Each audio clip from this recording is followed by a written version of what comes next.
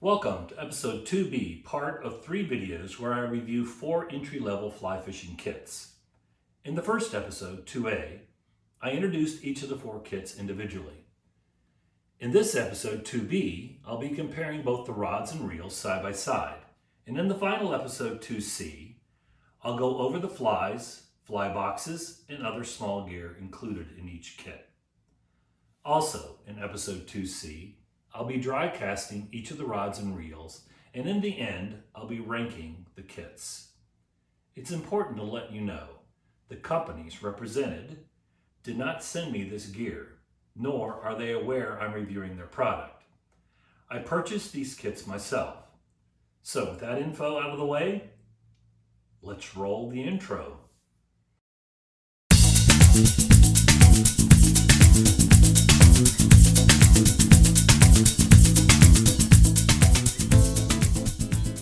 So here we have the 4 reels.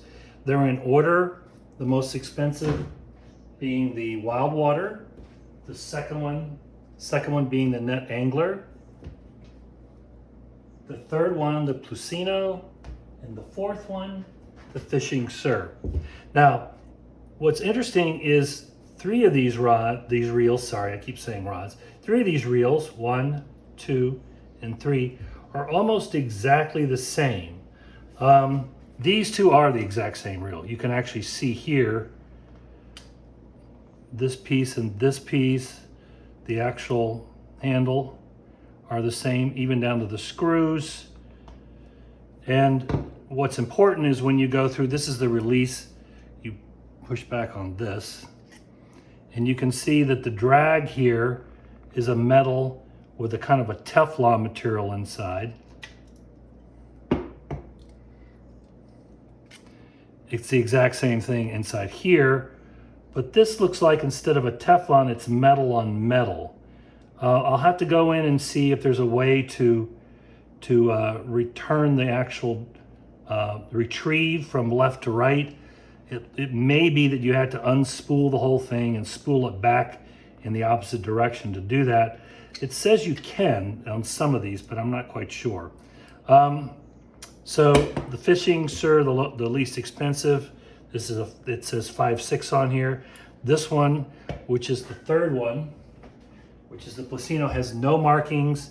It's slightly different, as you can see. It also has a slightly different release, but everything else is pretty much the same. It's got the exact same drag as the second one, the NetAngler. And then this one, which is the Wild Water, it has a marking. But on the whole, this is to set the drag, by the way, they're pretty much the same. So the lines on here are either 5 or 6. I think most of them are 5 weight. I'll go into that individually when I start casting them. You can see here the orange in this case, white in this case, white here in orange. That's the backing. What you see here, this is the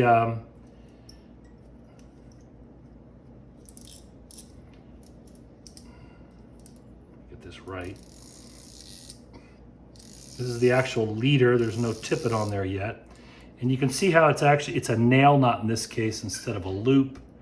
I'll have to discuss this with you. I don't know anything about these lines. We'll have to test them out. So I plan to actually do a benchmark, meaning I'll take some of the high-end equipment that I have to compare and show you this kind of entry level. But so far, these reels are not too bad. The drags are quite nice on them. I can tell when I pull. It looks like they're loaded all pretty much about the same. By that, I can usually tell by the way the circles are in relationship to the line. That looks like it's loaded a little bit more. I'll check the actual diameter. So,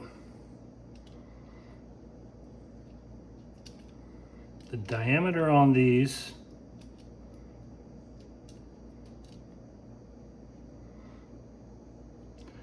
this one is 3, and it looks like maybe 3.5.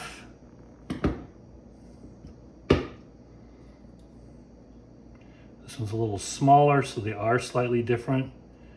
This one is around 3 and approximately 3/8, a little over 3/8. This one looks like it's the 3.5. Yep. Approximately. And this one also is about the same size. So this is a slightly smaller, and these are called large arbor. You can tell here, I'll measure them in this direction as well to give you an example of how wide they are.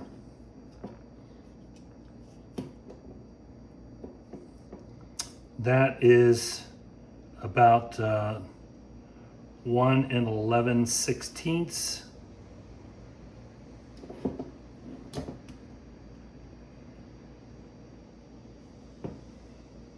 Same, and same. Okay, so here are the 4 rods side by side. What you see here in order is the Wild Water, the NetAngler, Plusinno, and then the FishingSir. These are, again, in cost, most expensive to least expensive. They're all 4-piece rods. These would be considered probably a travel rod because they're four pieces. The interesting thing is that the first one, the Wild Water, and the FishingSir are 9-foot rods, and then the 2 in the middle are actually 8-foot rods. The grips on these things, all variation in the reverse half wells. The difference is you can see here that the first, third, and fourth are all fairly similar. They're 7 inches in length. There's slight variation in the style of the cork in the first one.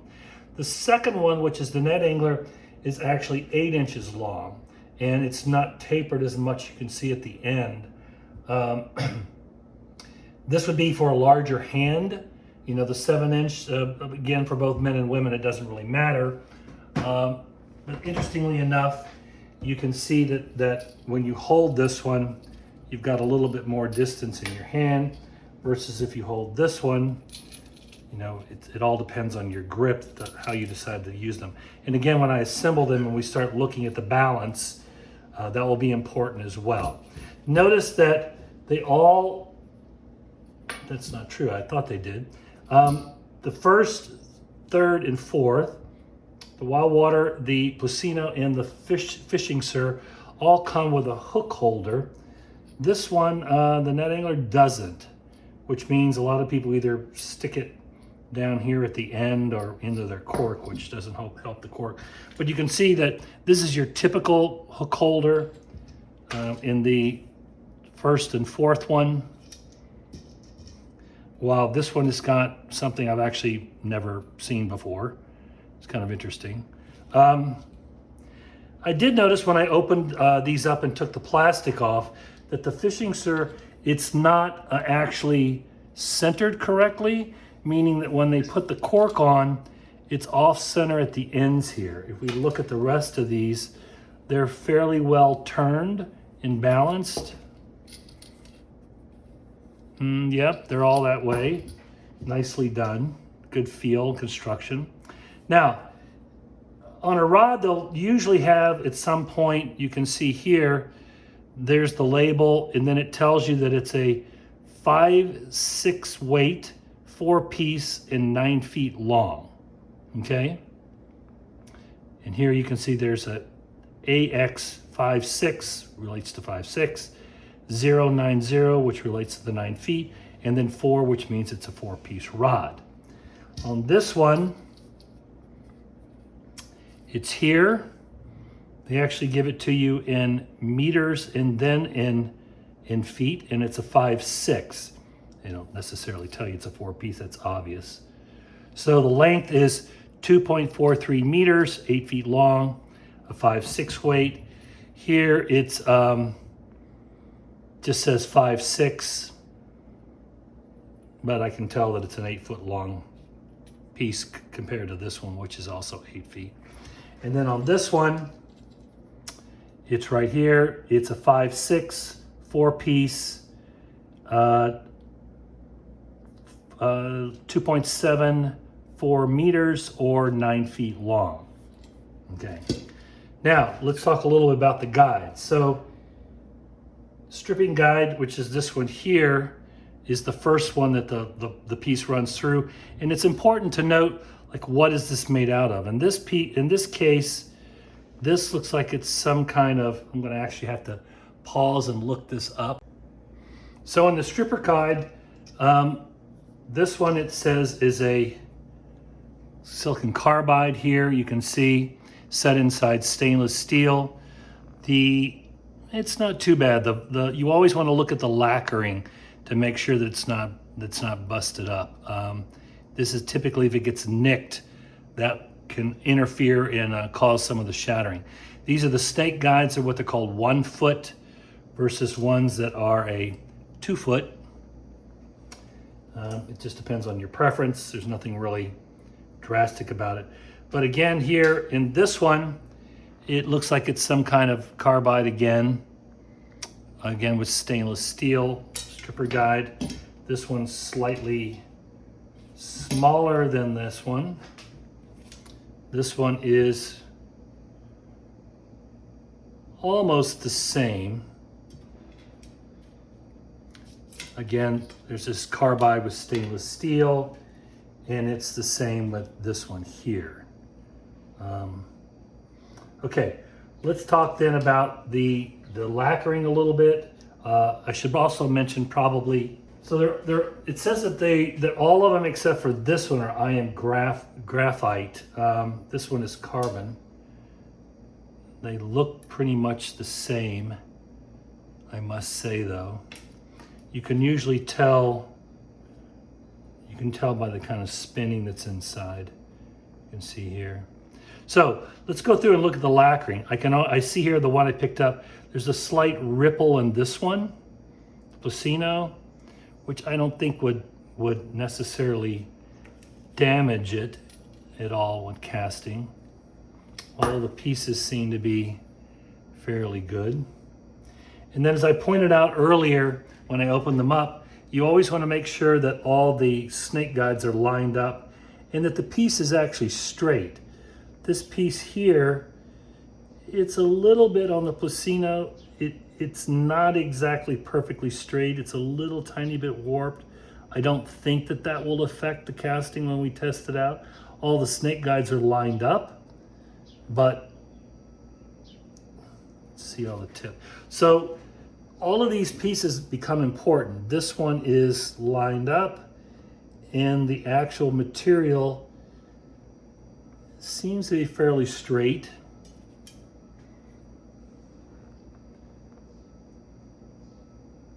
Same on this one, which is the NetAngler. And on the FishingSir, it's straight. And all lined up on this. The coloring, you can see, this one is a gray kind of carbide. This one is a kind of a dark river green. The same with the Plusinno, the NetAngler, and this one are the same. And then you get this kind of rusty brick color on the FishingSir. None of this affects the color's not going to affect the fishing at all. In the case of the actual reel holder, they're all what they call locked down. You can see, so the foot of the reel sets inside. There is a little hole inside there that slips on, and then you lock that down to hold the reel in place. And then this last screw here locks the whole thing so it doesn't move when you're casting. And they're all the same. There's a nice little piece of metal on this one. This one's interesting. It's got a piece of the same carbide inside, so it actually becomes lighter. And in a minute, I'll actually test the weight of these to give you an example of individual pieces. This one is wood, and as well as the last one, the FishingSir. So, as an entry-level rod, the appearance is not too bad. So let me set up my scales and we'll take a look. So the first thing we're going to do is I'm going to actually weigh each of the butt pieces, as I call them. So this is the wild water. So this one is 85 grams. This one is 79, and that's why I was mentioning this carbide makes it a little bit lighter. This is 78. Now, I mean, remember, these two are 8 feet long. And this one is 69, which is quite light. The next three pieces I'll weigh together. Remember now, this is a 9 foot and a 9 foot versus 8 feet. These three pieces together are 33 grams. These three sections are 26.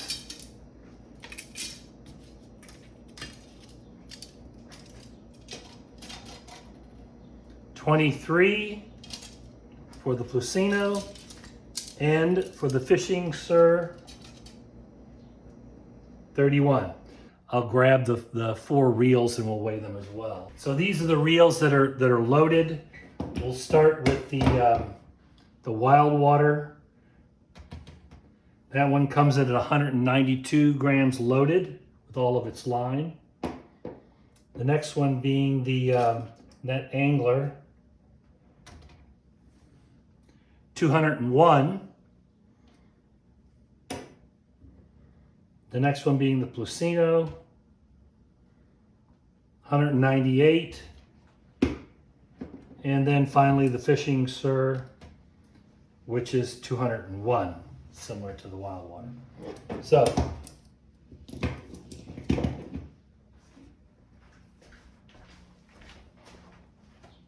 one of the things I didn't discuss, which is part of a rod, is the action, they call it.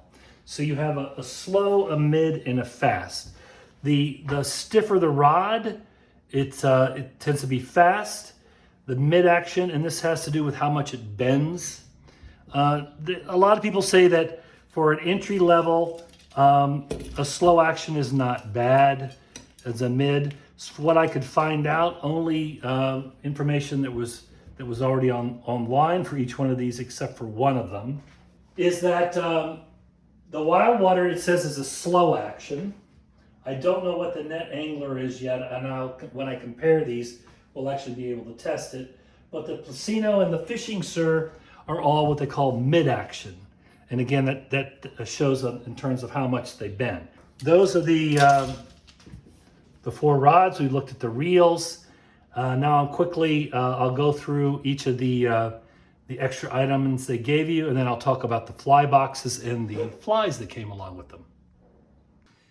Thank you for watching episode 2B. I look forward to seeing you in the last video, episode 2C, where I'll be dry casting each of the rods and reels. And in the end, I'll be giving you my recommendation on which kit you should consider purchasing. If you wish to see more information on these kits shown here, you'll find the Amazon links in the Show More section down below. Again,